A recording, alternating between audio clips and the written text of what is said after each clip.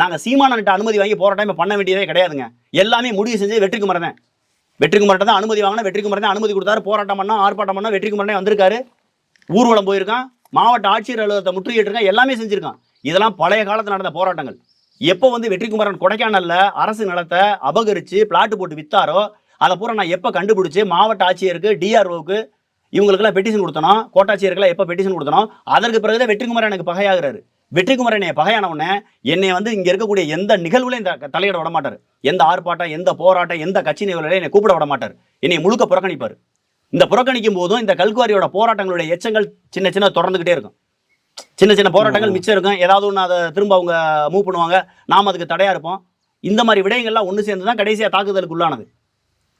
அதனால சீமானன் வந்து ஒரு முறை கூட எனக்கு கல்குவாரிக்கு போராட்டத்துக்கு அனுமதி அவருக்கு நானும் போய் அவர்கிட்ட கேட்டதும் இல்ல, அவர் எனக்கு அனுமதி கொடுத்தது இல்ல. அது காரணம் வெற்றிக்குமரன்ற நபர் தான் இங்க எல்லாத்தையும் முடிவு செஞ்சார். மதுரை, திண்டுக்கல், தேனி, சிவகங்கை, விருதுநகர் 5 மாவட்டத்தில் நடந்த எல்லா போராட்டம், ஆர்ப்பாட்டம், கட்சி நிகழ்வு, பொறுப்பு போடுறது, பொறுப்பு நீக்கிறது, கட்சியில் ஒருத்தனை சேர்க்கிற, கட்சியில விட்டு நீக்கிறது எல்லாத்தையும் முடிவு செஞ்ச வெற்றிக்குமரன்.